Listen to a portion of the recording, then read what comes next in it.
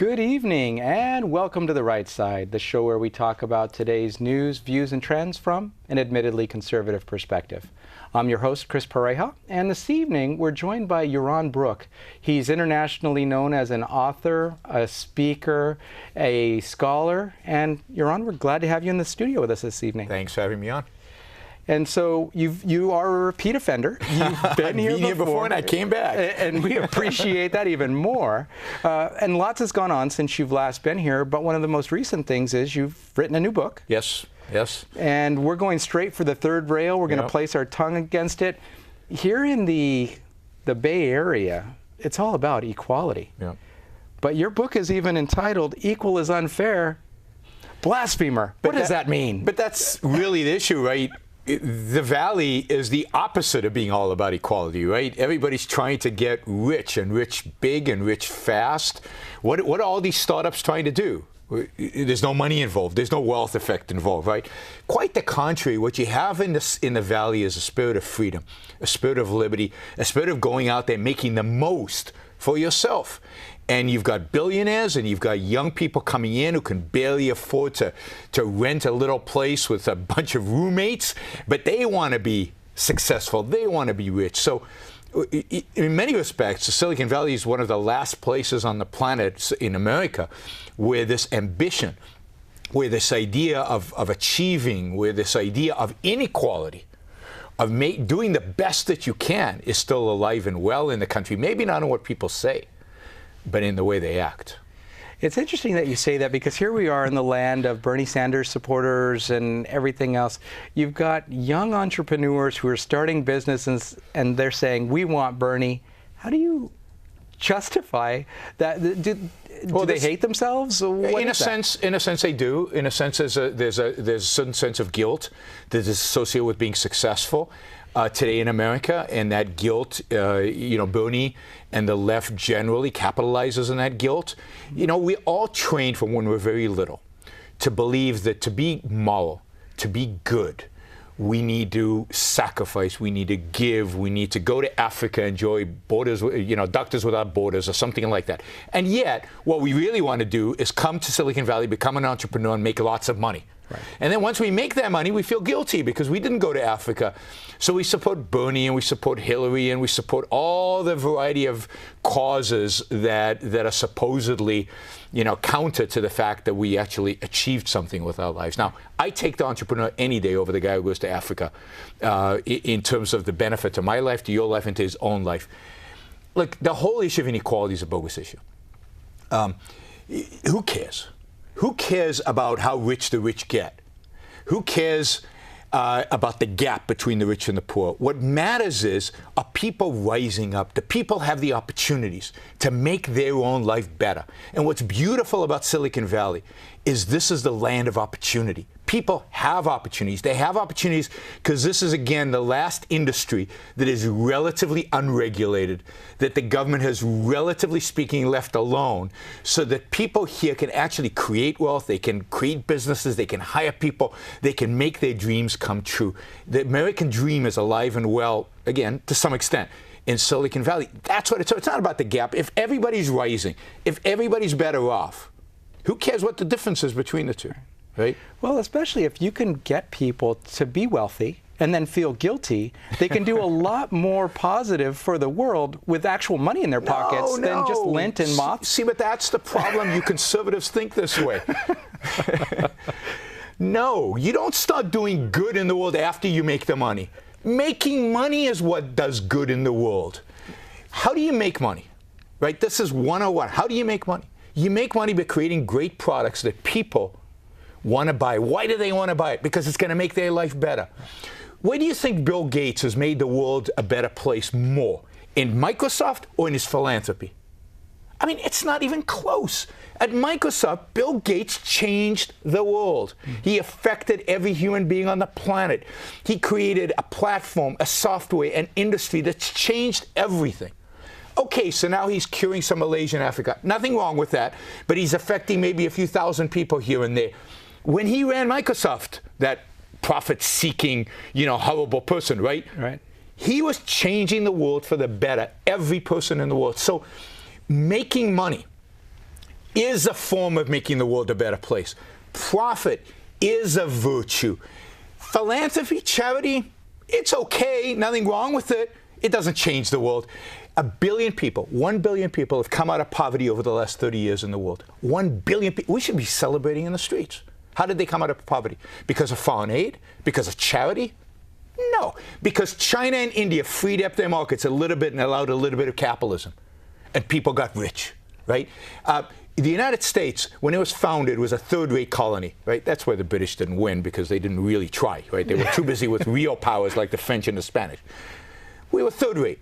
Within 150 years, we're the mightiest economy in the world because of philanthropy, community service, and charity? No, of course not. Entrepreneurialism. Yeah, because of businessmen. Greedy businessmen, businessmen who wanted to make money, businessmen who were working hard to make a great product that they could only sell to willing customers, and the product made those willing customers' lives better.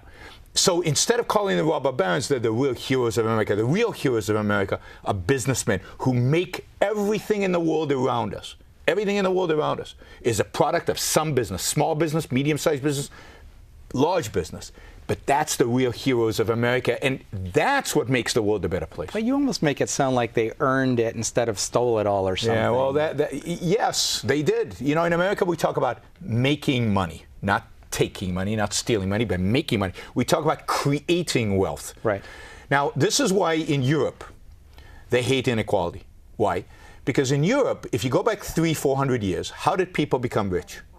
They got rich by stealing money. I mean, what are aristocrats? They're better thieves than anybody else. That's how you get a title, by stealing more money than the guy next door, right? So in Europe, it was a zero-sum game. Before capitalism, before freedom, before the revolution, there was the Industrial Revolution, the world was really a zero-sum game. If you look at income and wealth per capita, for 10,000 years, it didn't change until about 1800 when it took off, until about really 1776 when it took off, right? So in Europe, they have this mentality that wealth, if you're wealthy, it means you've taken it from me, so I hate you, right? In America, we are a country that grew up during the Industrial Revolution. We're a country that grew up during the era of capitalism. So we believe that wealth is something you create, you build. It's not a zero-sum game. It's a win-win. If you're rich, you become rich by making my life better.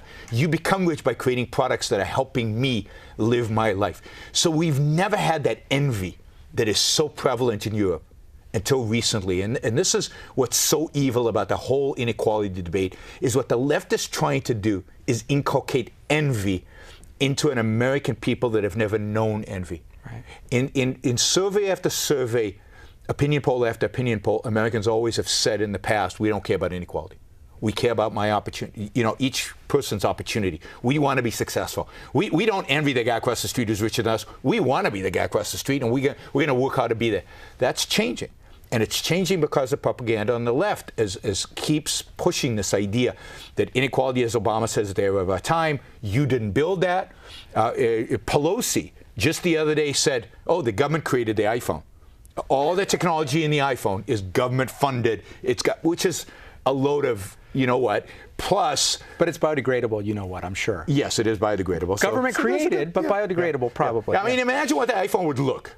Imagine what the iPhone would look like if the government really did. Speaking of biodegradable, yes. Yes. Yeah. So this is a campaign the left has launched and has been very successful in trying to establish envy in America. And you're seeing that today, unfortunately, in Bernie Sanders' campaign, somewhat in Trump's campaign. But you're seeing this us versus them mentality that I think is very, very destructive, that's European and un-American, but is becoming more and more America because we're becoming more and more like Europe. So that's what the book is about. The book is really to combat that. There have been no real books on the right. Thomas Sowell wrote a short book, and there's been one or two other books, but there are very few books that have taken on the left campaign. I mean, every one of the leftists, Krugman, Stiglitz, this French guy, Piketty, they've all written these big books. Every year, 10 books come out from the left on the evils of inequality, right? The right, 0. Well, now there's 1. And that's equal is unfair, which I think is crucial for us to win the battle against them.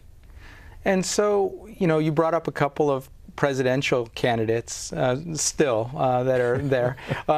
So as far as this whole battle for capitalism, if that really even exists in the States anymore, which is arguably probably not the case, versus this whole leftist propaganda-driven, everything must be equal, we've got these candidates that most of the country is not excited about, but which would help to really create wealth in the going forward, or combat at least this notion that equality can be artificially created. Yeah, I don't think either one of them. I really think if you take Hillary and Trump as the candidates, I don't think either one of them. I think both are incredibly destructive to whatever's left of capitalism in this country, whatever's left of freedom in this country. They would each destroy maybe different parts of it. They would emphasize different aspects of it, but both are incredibly destructive to freedom. And look, there is one sense in which equality is very important, the sense in which the Founding Fathers talked about equality.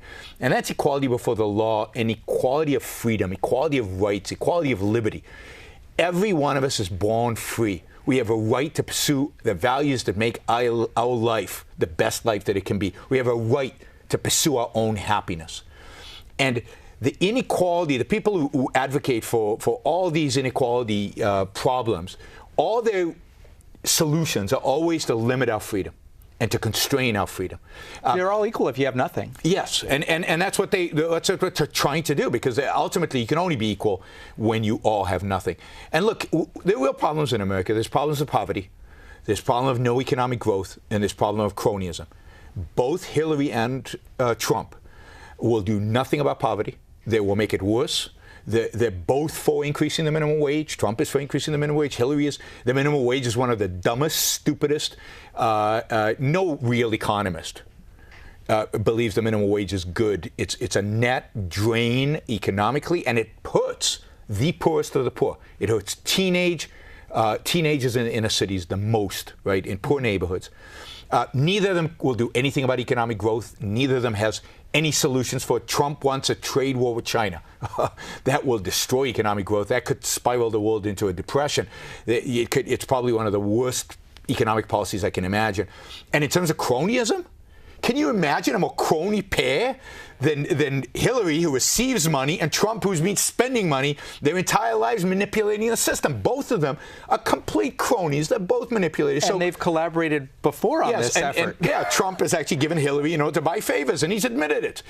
The one thing about Trump you have to give him credit for is he doesn't seem to be embarrassed about his cronyism, which says something about an electorate who's willing to elect somebody who says, yeah, I'm a crony, cool. That's nuts. That's so un-American. That's so against everything we believe in, and yet people are voting for him under the belief that he will end cronyism.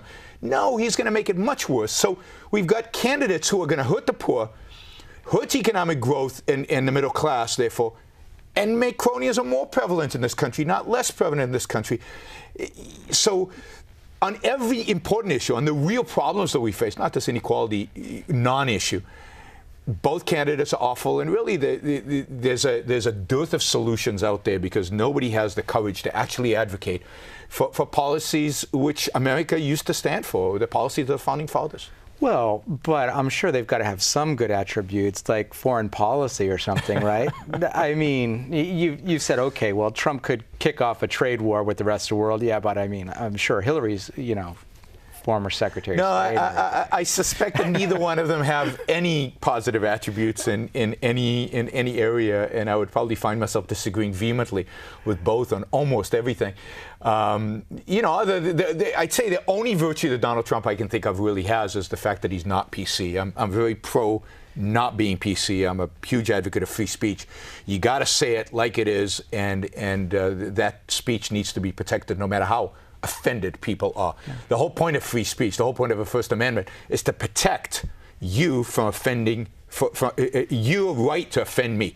Remember, the United States of America was founded by a bunch of guys who offended the British. Right? Read the Declaration of Independence sometimes. It's a very offensive document if you're King George. Right. Well, but I mean, but it doesn't sound like either of them is really a big fan of the First Amendment outside of them speaking, though, either. No, neither one. I mean, Donald Trump is talked about expanding labor laws, and you can't offend him. He's allowed to offend everybody, but you can't offend him. He has a very, very thin skin.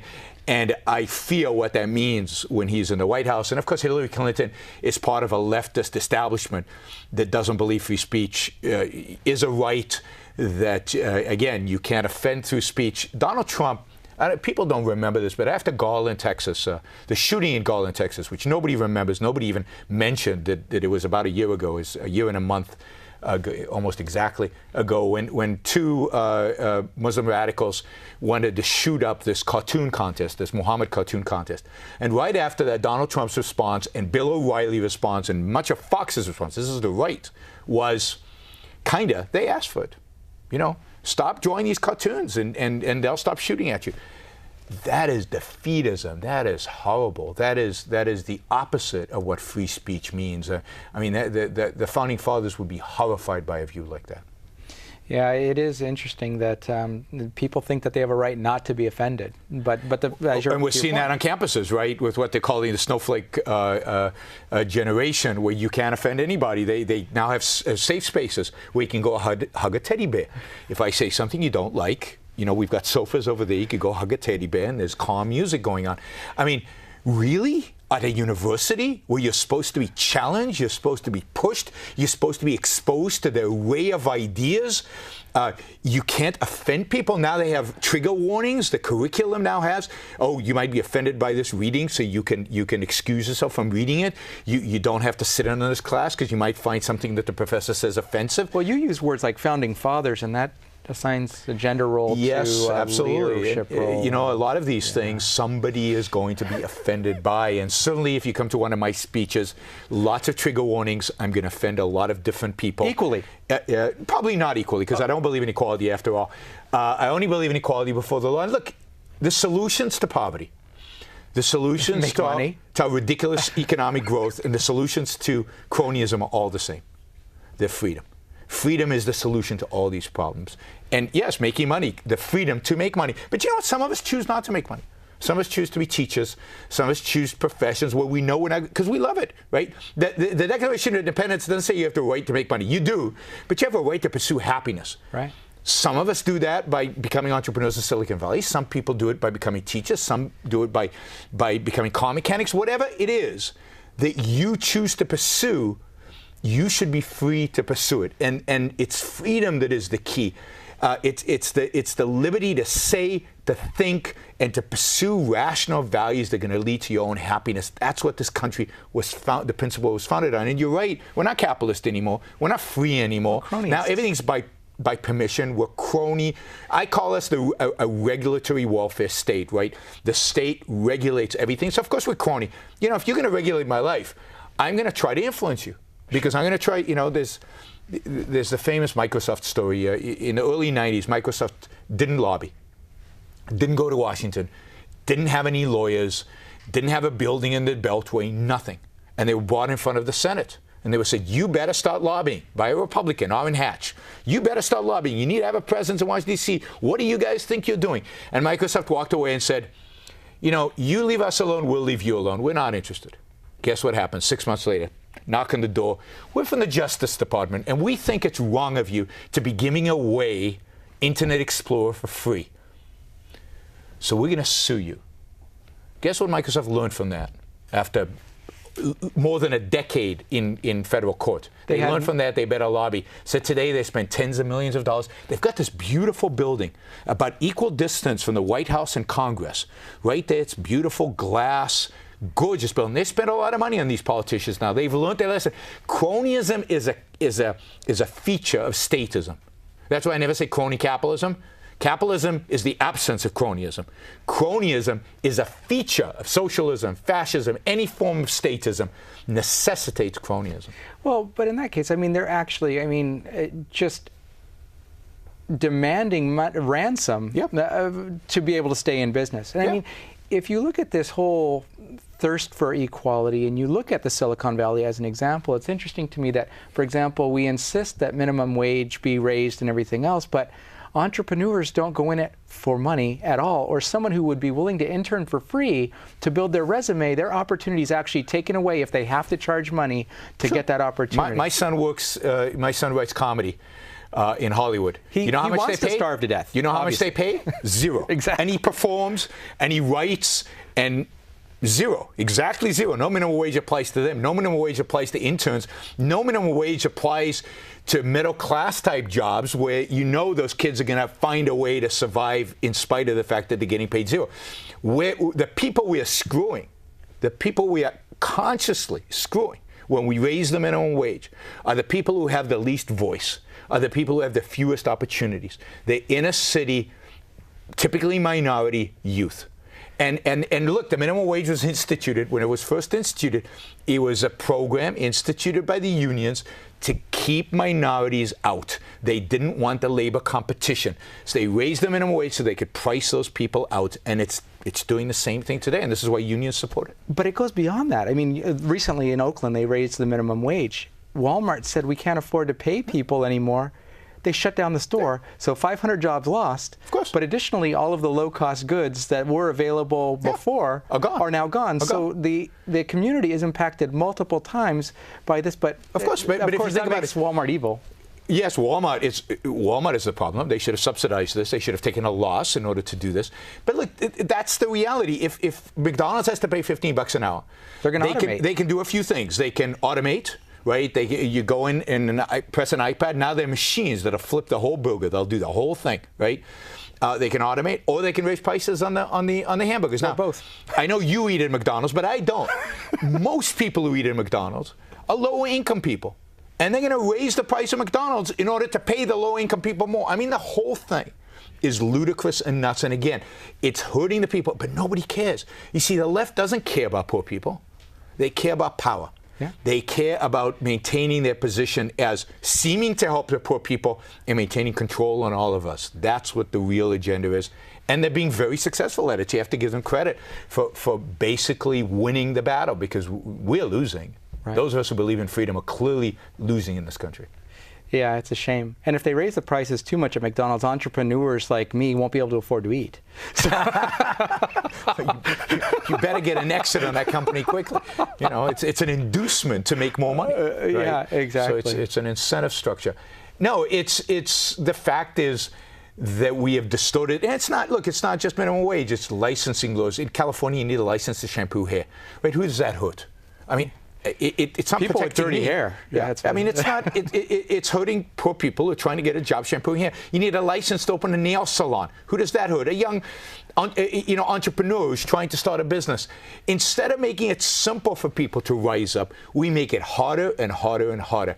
And the more we regulate, the less businesses are going to invest, the less businesses are going to grow, the fewer jobs there are going to be. And then, surprise, surprise, we wake up one morning and the economy's not growing more than 1% a year for years. Japan's been living this for 20-something years.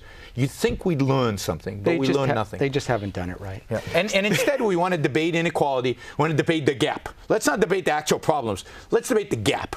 The gap is irrelevant. There's no economic theory, no empirical fact. There's no evidence, zero evidence that suggests that the gap has any negative consequences at all. Quite the contrary. The fact that there's a gap often incentivizes people. So, appreciate you sharing and the passion with which you do it. We do have to go for now. Quickly, website so people can find you? AynRand.org. AYNRAND.org. Thanks, Yaron. If you hold on for just a moment, we'll be right back after a word from our underwriters, the Conservative Forum.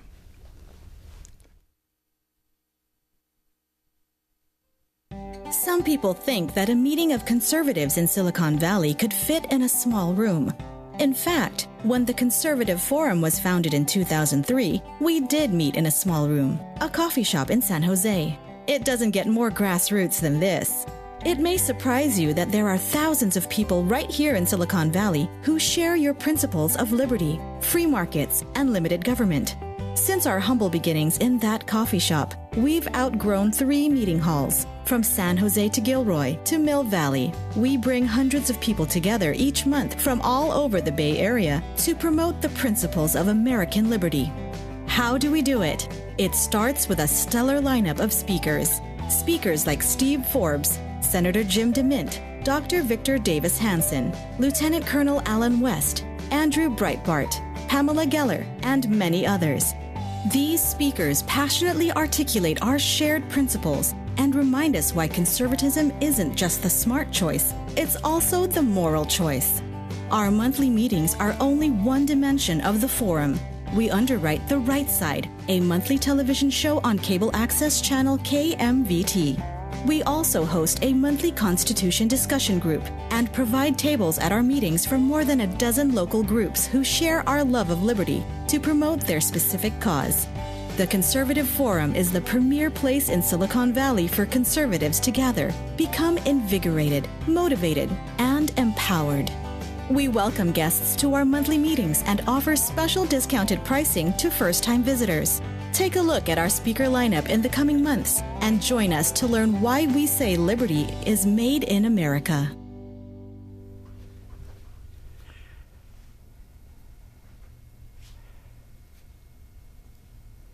And welcome back to The Right Side. That was a word from our underwriters, the Conservative Forum. And while we tremendously respect and appreciate the forum because they've made this show possible for 5 seasons now, we're really not what they're best known for. What they're best known for is their speaker series, which includes guest celebrities from around the country and around the world, including Yaron Brook, who was with us this evening. And that's the reason we actually got to bring him on the show, was because we often get to talk to the speakers there and warm them up for the big show at 432 Steerland Road here in Mountain View, the second Tuesday of each month. In July, Nick Adams, the founder and executive director of the Foundation for Liberty and American Greatness, flag, will be speaking. And in August, Andrew C. McCarthy, that's going to be a special event. He's a best-selling author and a frequent guest commentator at Fox News. He'll be there. If you need more information, visit the website at theconservativeforum.com for more details about showtimes, etc. But in closing this evening, we'd just like to encourage you to learn more about Yaron Brook at Ayn Rand Institute and the things that they're doing there to help keep speech free and competitive with other ideas, such as the march to the left that we seem to be taking as a country.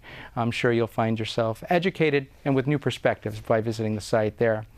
We'd like to thank you for joining us this evening on The Right Side. I'm your host, Chris Pareja. We've enjoyed having you. We'll look forward to seeing you in person or on the show sometime soon. But if you just can't wait, reach out to us at therightsidetv@gmail.com and we'll get your questions answered as quickly as possible. Thanks again, and have a great night.